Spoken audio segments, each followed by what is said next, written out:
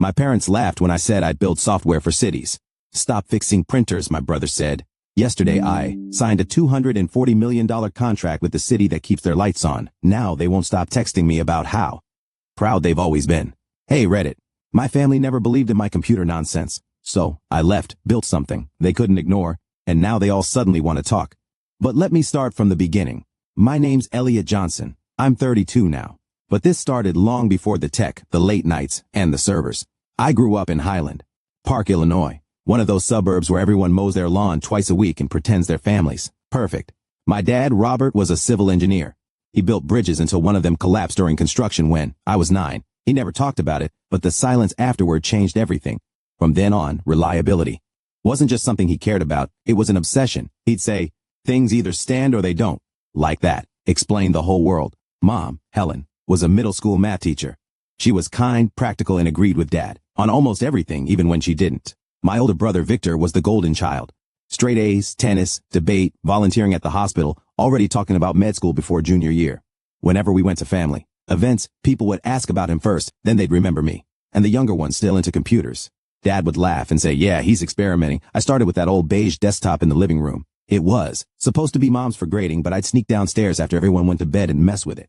Sometimes I broke it completely, but I always fixed it. That's how I learned. Computers didn't yell, didn't sigh, didn't judge. They just gave you results. Dinner was where the hierarchy showed. Victor talked about biology labs and everyone listened like he was giving a keynote. When I mentioned the robotics club, Mom smiled politely and asked if I'd finish my calculus homework. Dad would go on about real jobs, meaning anything involving steel or concrete. Code to him wasn't work, it was air. By high school I stopped trying to explain. I'd eat, do homework, then disappear into the basement to code until midnight. When I was 15, I joined a state programming competition. I made a scheduling app for our school that cut teachers' admin time in half. We won first place. Mom congratulated me. Dad said, that's nice, but don't let it distract from real studies. That night Victor came home with a pre-med internship offer, and everyone celebrated. I didn't say a word. When college applications came, I applied to every place Dad liked, MIT, Illinois, Purdue, but for computer engineering, not civil. I didn't tell him. When the Northwestern acceptance letter arrived, he opened it first. I'll never forget his face, not angry, just disappointed. Computer engineering? You can do better than that. That summer, I worked at a computer repair shop downtown. The owner, Mark, barely spoke, just handed me broken machines. One day, he said, you don't panic when things fail. That's rare. I didn't realize how true that was until much later. When I finally left for college, Mom hugged me, Dad shook my hand, and Victor told me to keep my options open. It felt like they were all reading from the same script. I drove away thinking I'd prove myself one day. Not by building bridges, but by building something that never broke. Even Northwestern hit me like a system booting for the first time. Loud, fast, full of bugs to fix. My dorm smelled like new paint and burnt popcorn. The first week, Mom texted daily. Dad called once and asked, so, what's your backup plan if this computer thing doesn't pan out? I don't need one. That's not how real life works. I spent most days in the engineering building. It felt more like home than the dorm ever did. That's where I met Logan Reyes, older, maybe late 20s, with a short military haircut and a quiet focus that made people move out of his way. We got paired for a systems optimization project. While everyone else picked easy topics, Logan said, let's model something that actually breaks. Logan was a returning vet finishing his degree on GI Bill credits, older than the rest of us, and he'd been auditing a couple of grad seminars while wrapping the last undergraduate requirements. We decided to simulate power usage across campus, dorms, labs, cafeterias to predict when equipment might fail. Boring on paper, but we liked problems no one else wanted. Logan told stories from his time fixing field sensors overseas. The difference between a glitch and a disaster is 5 seconds, he said once. That line stuck. We ran tests late into the night using real campus data. One weekend we saw weird readings, voltage, spikes in the West Engineering wing. The university systems didn't flag it, but our code kept alerting. Logan checked the logs. Either we messed up or something's about to fry. At midnight we walked to the West Wing, laptops in hand. The hall was dark except for the red emergency lights. In the mechanical room, one generator panel was humming and giving off heat. Logan touched the casing and swore, that thing's seconds from shorting. We shut it down manually and reported it to maintenance. The next day, a campus email thanked staff for quick response preventing major damage. Logan laughed. Guess luck's getting credit again. 2 days later, campus had emailed us a warning about unauthorized monitoring scripts. They threatened suspension. I tried explaining we'd stopped a failure. The reply said, intentions don't override policy. We purged the logs to satisfy the policy on paper and moved the prototype off the university network. Our script worked. It did exactly what we wanted. Catch. Something before it broke, no one knew. And somehow that made it better. After that, Logan and I started hanging out. More. He wasn't a talker, but he listened hard. He taught me to think about systems like living things, how heat, stress, and human error all connect. I showed him how to automate the boring parts. By mid-semester, we practically lived in the lab. We ate vending machine bars and only talked when something failed. Logan said he liked working with me because I didn't panic. I said the same thing about him. That's when we built the first version of the Watchdog, the prototype that would later evolve into Urban Guard. It ran quietly on an old lab box we'd isolated from the university network, pulling data from sensors we definitely weren't supposed to access. One night, the server froze for 30 seconds. When it came back, it flagged a heat spike in a dorm's mechanical room. Maintenance replaced a busted cooling fan the next day. No outage, no news. We caught it first. A professor called it lucky. Timing. I wanted to correct him, but Logan said, let it go. It worked, so we kept improving it. I handled the code. He wired the hardware. It was clean, steady, and invisible. Exactly what I liked. Around that time, I stopped calling home as much. Every call was the same. How's class? Good. What? Are you building? I'd explain and Dad would interrupt. But how does that make money? That was the end of every conversation. By spring, the Watchdog was running on 2 campus buildings off the official backbone without anyone knowing. That semester, I got straight A's and a formal warning for unauthorized system use. The irony wasn't lost on me. The night before summer break, we sat outside the engineering building watching lights go out across campus. Logan said, most people build stuff to show off. We build stuff so no one ever has to think about it. I nodded. That was the moment it clicked for me. I didn't want to make flashy gadgets or chase attention. I wanted to build things that worked quietly and never failed.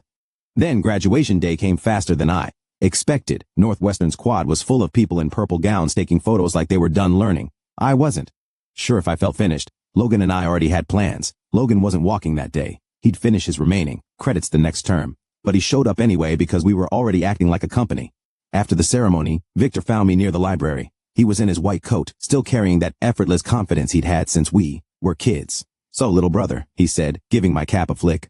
Computer engineering, huh? You fixing printers, now or what? I smiled because that's what I always did when he joked. Something like that, I said. He laughed. Seriously, though, what do you even do with that degree? You gonna make apps for restaurant menus? Logan, who'd been standing next to me, crossed his arms. He builds systems that keep those hospitals of yours from shutting down, he said flatly. Victor looked at him amused. Right, well, when you figure out how to make that pay rent, give me a call. He clapped me on the shoulder and walked off toward his car. Logan watched him leave and said, guy's a doctor, huh? Resident, I said. Figures. Doctors think if they can't see it, it doesn't exist. A month later, we signed a 6-month lease on a tiny space above a closed laundromat in Wicker Park. We scraped together our savings, mostly from freelance jobs and small repair gigs, and bought 2 used servers off Craigslist. We named them Echo and Sentinel. The first few weeks were chaos. We had no funding, no clients, and no real plan besides make Urban Guard real. Logan slept on a camping mat in the corner. I lived on instant noodles and canned soup. We worked 16-hour days writing and testing code that barely stayed online to keep money coming in. We fixed network issues for small offices and upgraded old building control panels. Logan was good at talking to building managers. I was better at making their old systems behave. Most of them didn't understand what we were doing, but they liked that things ran smoother after we left. By fall, we'd finished the first stable version of Urban Guard. It wasn't much, just a basic dashboard that tracked power, temperature, and system errors. But it ran automatically without babysitting. The problem was, no one wanted to pay for something they couldn't see. Then, we got a call from a maintenance supervisor at a small private hospital downtown. He'd heard about us from one of our office clients. Their backup generator kept failing safety checks, and they couldn't figure out why. Logan and I met him the next day. The hospital basement was a maze of pipes, cables, and metal cabinets, humming in the dark. The air smelled like oil and warm metal. The supervisor, a guy named Harris, wiped his hands on his coveralls and said, if you can get this thing to stop tripping alarms, you got a permanent client. We spent the rest of the day installing sensors and connecting them to our system. It was the first time Urban Guard ran. Outside our office, watching those green dots appear on the screen, each one a live feed from a generator, felt like turning on a heartbeat monitor for a machine. That night, a storm rolled in over the lake. Heavy rain, thunder close, enough to shake the windows. I was asleep on the office couch when my phone buzzed. It was Logan. You seeing this? He asked. I sat up and looked at the dashboard. The hospital's main generator had switched to emergency mode then went red.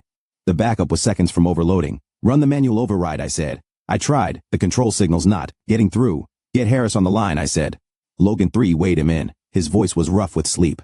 Harris, we're seeing a stuck relay on the main. I need you in the mechanical room. Panel 7B. Tell me when you're there. Footsteps. A door. Metal at 7 billions. Okay, lift the clear guard. Move the bypass. Lever from main to secondary. You'll feel resistance. That's normal. On 3, 1, 2, now the dashboard. Lagged. Then the trace dropped. Urban Guard's failsafe had already isolated the fault. Once Harris moved the bypass, the load shifted cleanly to the secondary line and the reading stabilized. 5 minutes later, the red. Lights turned green again. Power restored. ICU stable. Logan exhaled over the phone. We just saved a hospital. No, I said we saved a machine that saved a hospital. The next morning we went down to check things in person. Harris met us at the door, looking half awake and completely confused. We didn't even know it went down, he said. Local device alerts pinged, but the building-wide alarm never escalated. The failover finished inside thresholds. How'd you pull that off? Just fix. Some logic errors, Logan said. Harris grinned and handed us a stack of forms. Whatever you did, keep doing it. The board wants to extend your contract. A month later, a sister facility in the same network signed on. Only later did I realize it was the one where Victor pulled shifts. That was the first time we got paid for real work under the Urban Guard name. It wasn't much, but it covered rent for 2 months and enough spare parts to expand. We bought another, used server and added redundancy. We also stopped treating the loft like a data center. Production moved to a single rack colocation space with proper power and cooling. We kept cloud capacity for spikes.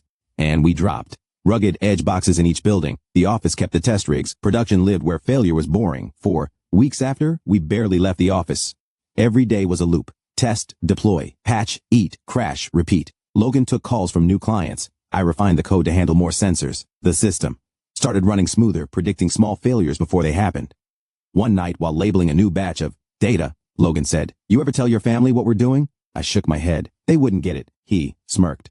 "That doctor brother of yours would probably bill you for emotional stress." I laughed for the first time in days. Yeah, probably. By winter, we were monitoring 4 office buildings, 2 warehouses, and that hospital. We weren't rich, but we were surviving.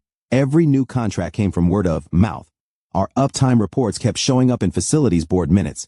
Apparently, that's how the Department of Urban Systems started tracking us. One evening, I found myself staring at the dashboard. Hundreds of green lights, flickering across Chicago. I thought about Dad's words. Things either stand or they don't. These lights were standing because of us. We filed the paperwork for full incorporation a week later. No ceremony, no press release, just a small sign taped to the wall. Urban Guard Systems, Inc. That night, as we locked up, Logan looked at the glowing city skyline and said, "We're not fixing printers anymore." I nodded. "No, we're building something that can't afford to fail." By the time I turned 30, Urban Guard was running quietly in the background of half a dozen buildings across Chicago. Over the next year, referrals and compliance checks pushed us past boutique scale. Slowly at first 7 buildings, then 10. We still kept our heads down. The maps just got busier. We weren't famous or rich, but we were stable. Our clients liked that. We didn't make noise, just uptime reports and quick fixes. We worked mostly through referrals. No website, no marketing. It was better that way. The fewer people who knew who I was, the fewer wanted to interfere. I'd moved into a small apartment in River North, barely furnished, just a mattress, a folding table, and 6 monitors glowing, day and night. My schedule wasn't really human anymore. I'd nap for an hour, work 4, eat whatever I could heat in the microwave. The only sound in the room came from the fans and the servers humming along the wall. Most days blurred together, a mix of system checks, building alerts, and maintenance calls. Logan handled on-site work now. He liked people. I didn't. We'd meet twice a week at the office to review data and contracts. He'd tell stories about clients who didn't understand their own equipment, and I'd quietly fix the problems they didn't realize they had. Despite running a network that literally kept power on for thousands of people, my parents still thought I fixed computers for a small tech firm. I never corrected them. It wasn't worth explaining something they didn't believe in. Then came Thanksgiving.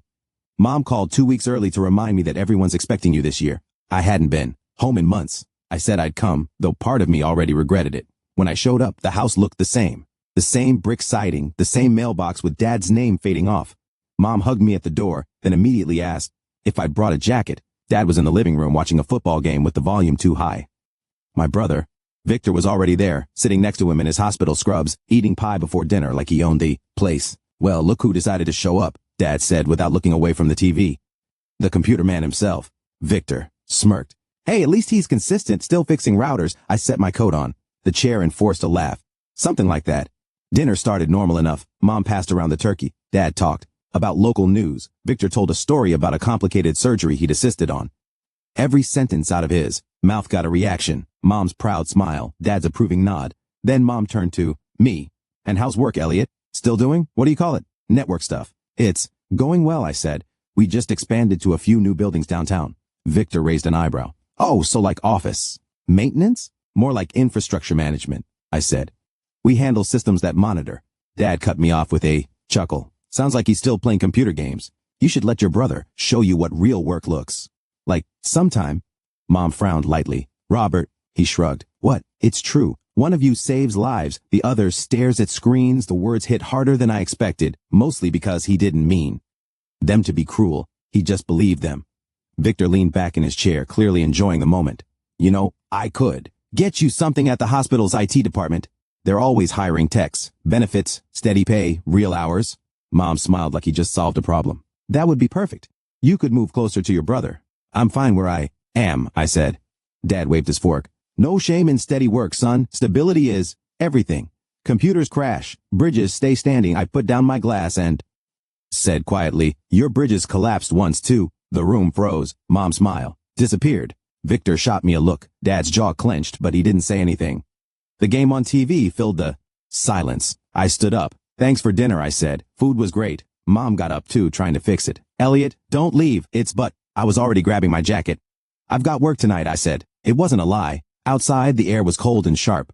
I sat in my car for a few minutes, watching the lights from the windows flicker against the snow. Inside that house, they thought I was lost. Out here, I was the one keeping their world from going dark. That night, back at my apartment, I logged in to check the systems. The hospital where Victor worked was one of our biggest clients. I stared at its note on the Urban Guard dashboard. Green, stable, perfect. He didn't know it, but his entire department depended on my code running right. I didn't tell Logan about the dinner. He probably would have said something sarcastic like, they'll get it when they get the bill. Instead, we just worked through the next few weeks monitoring new contracts. Across the following 9 months, those few new buildings turned into a network. Harris's hospital referred 2 sister sites. A property group bundled 3 towers. Warehouse operators copied each other once they saw the uptime reports. By the following fall, Urban Guard had grown faster than either of us planned. We were handling critical networks for 4 hospitals, 7 office towers, and a handful of warehouses. Up from the 6 sites I'd been bragging about at 30. Every day the system gathered thousands of data points, heat maps, voltage patterns, air pressure logs. I'd built the alerts to be subtle, almost invisible, because if Urban Guard was doing its job right, no one should ever notice it. One afternoon, Logan came into the office holding a folder. New lead, he said. Some government department wants to talk. Something. Called the Department of Urban Systems. I looked up from the screen. What do they want? He flipped through the papers. Evaluation contract. They're testing citywide. Infrastructure solutions. Energy grids. Water systems. Public buildings. They want to see if we can handle load scaling across multiple sectors. That's not small, I said. Yeah, he replied. It's the kind of deal that either makes us legit or buries us in paperwork. I opened my inbox. There it was, an official email from Amanda Parker, lead auditor, Department of Urban Systems. The subject line read, Evaluation Inquiry, Urban Guard Integration Proposal. I clicked it open. Her message was direct. We've been following your work on regional building systems. Urban Guard appears to meet several criteria for public safety. Infrastructure. We'd like to schedule an initial audit next month. The email included a standard 90-day pilot. Services agreement, legal cover so we could plug into the city sandbox during evaluation. We signed it that afternoon. Logan leaned over my shoulder. You realize if this goes through, we're not under the radar anymore. I nodded slowly. Maybe it's time we stopped hiding. Still, part of me hesitated. The quiet had always been my comfort. Now, for the first time, it felt like someone was about to look behind the curtain. The first call happened on a Thursday. I joined through voice only. My camera stayed off as usual. Good morning, Mr. Johnson, Amanda said. Her voice was clear and steady, the kind you hear from people who never second-guess us themselves. We appreciate your cooperation. Happy to help, I said. We like when systems are tested, keeps them honest. She paused for a second before answering. We'll see about that. Logan sat next to me during the call, muted, mouthing the words, she sounds scary. I ignored him. Amanda asked questions for almost an hour. Uptime percentages, redundancy, layers, failover thresholds, encrypted protocols. She didn't waste words. She knew what to look for. When the meeting ended, she said, we'll schedule an in-person audit next week. My team will. Need access to your lab and your production rack. Understood, I said. After the call, Logan leaned back. She's thorough, she's efficient, I corrected. There's a difference. 2 days later, NextPace made their move. Their CEO, Brandon Crane, showed up in an industry article announcing his company's vision for next generation civic automation. Big words, no substance. He was all marketing, slick hair, tailored suits, expensive sound. Bytes. The article mentioned that Nextpace had also been invited to compete for the same contract. Logan read it out, loud. Crane says, citizens deserve smarter cities, and only Nextpace has the technology to deliver. I rolled my eyes. He's selling buzzwords, not reliability. He's selling himself, Logan said. And the city eats that up. We'd met Brandon once before at a conference in St. Louis. He'd laughed when we told him Urban Guard was self-funded. That's cute, he said. You're the garage guys. Now he was our direct competition. After St. Louis, Nextpace messaged about a pilot integration, and we spun up a fence staging box. The request pattern smelled wrong. Service discovery probes where none were needed, so we killed access. Weeks later, our log suggested they cloned a snapshot before we shut the door. We tightened everything and moved on. The following week, Amanda's audit team arrived. I didn't meet them in person. Logan handled the on-site part at our office while I monitored remotely. He texted me as they walked in. 3 people, suits, laptops, no smiles.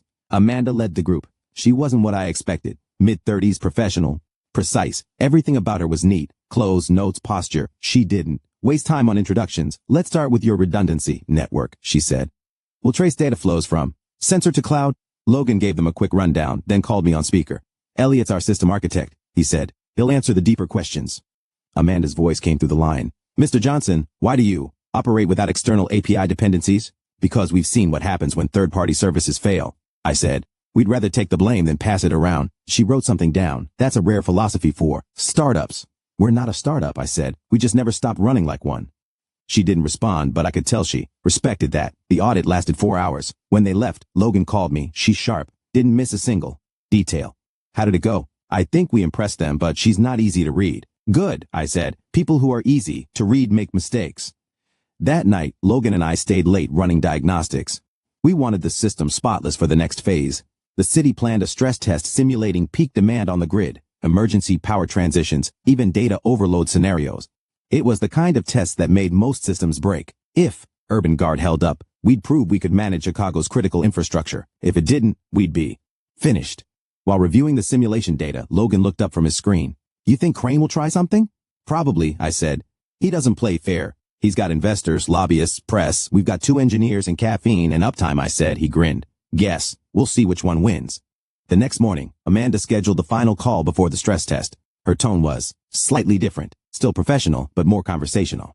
I have to say, Mr. Johnson, your network architecture is unusually lean. How many engineers do you employ?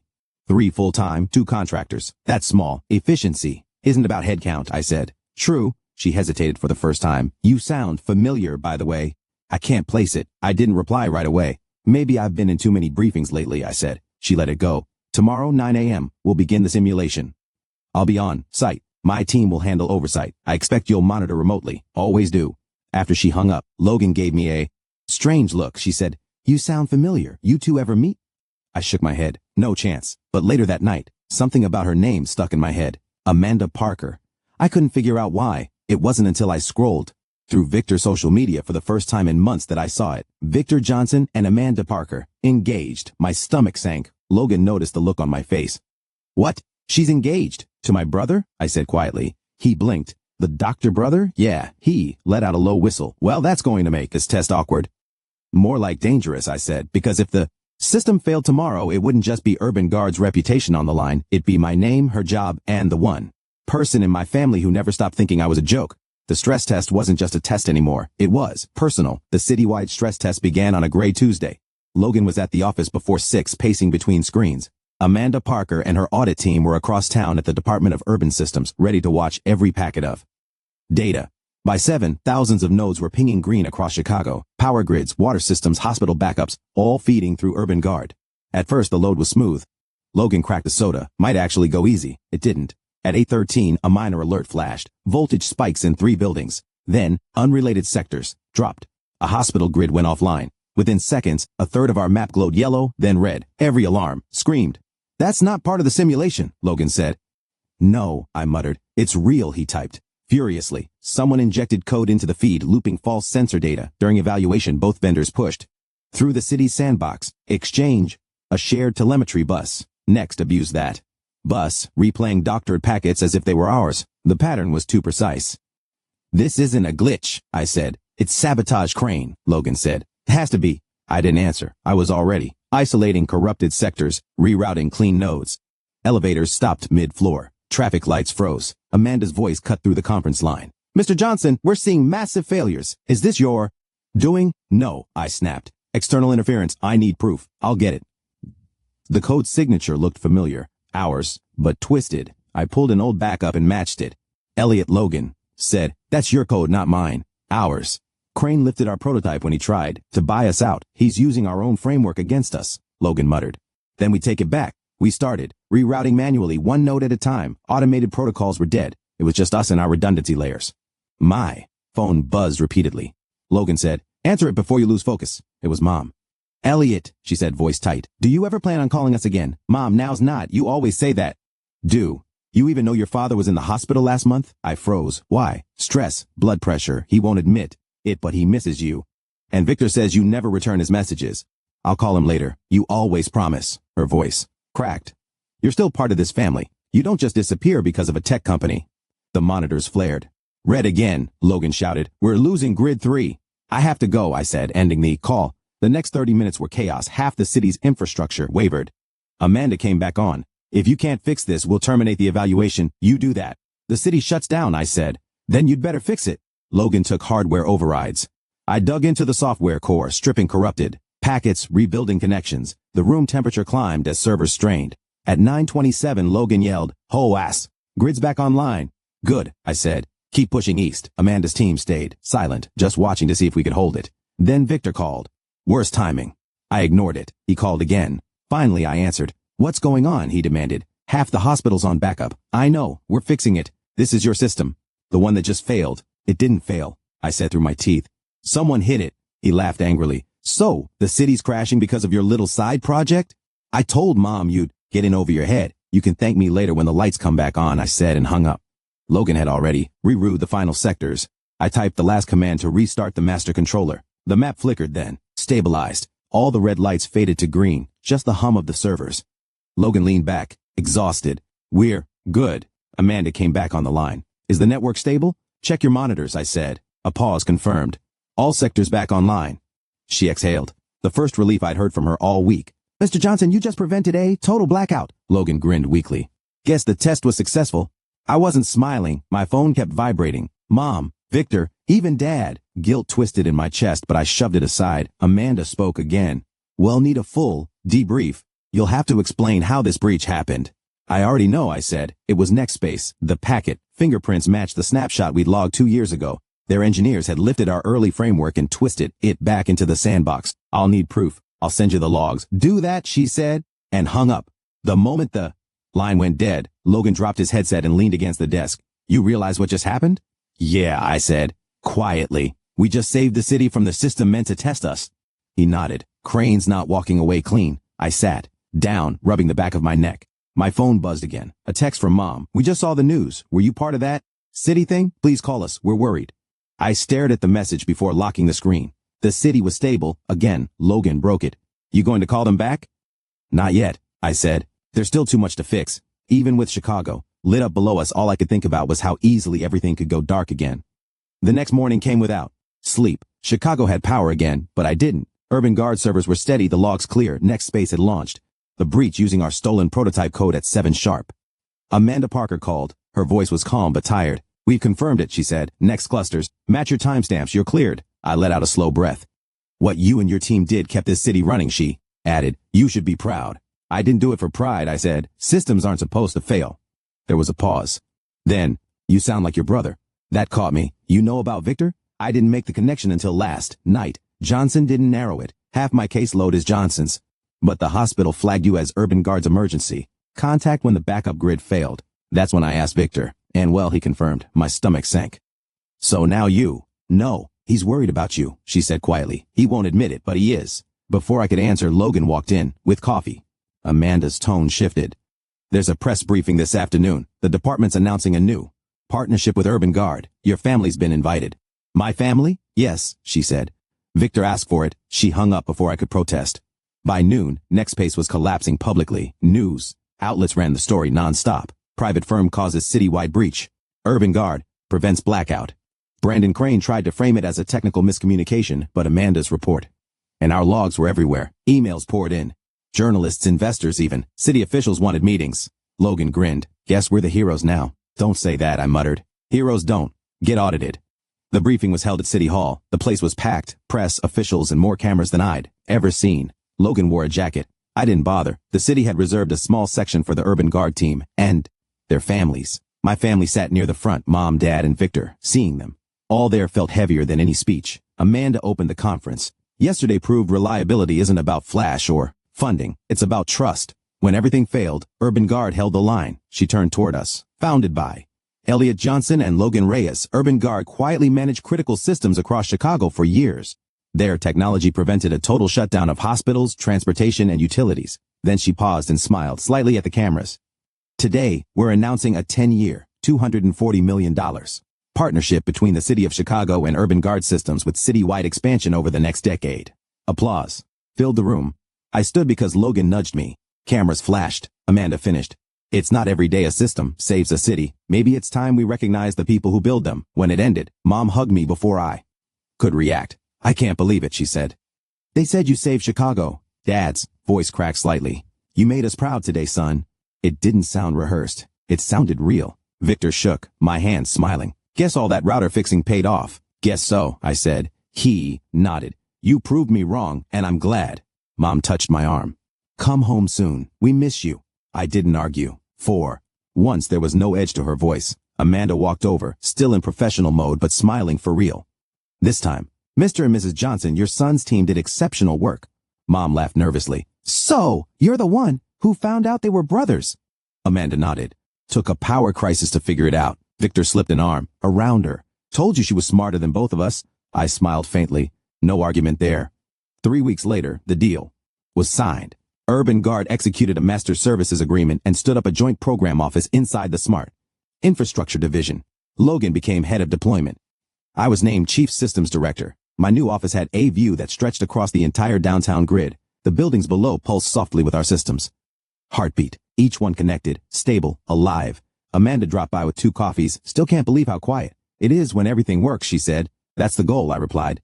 She nodded toward the window. Your brother said. Hospitals feel the same way when the machines keep running. Guess reliability runs in your family. I looked out at the city. The skyline glowed in rows of green light. Everyone powered by something we built from scratch. Amanda smiled. You built something that lasts, Elliot. Yeah, I said. And this time, everyone knows it. The city stayed bright, steady, alive, and for the first time in years, so did I. YouTube just dropped this new hype feature. If you're hooked on this story, smash that hype button. It tells YouTube this video deserves to blow up.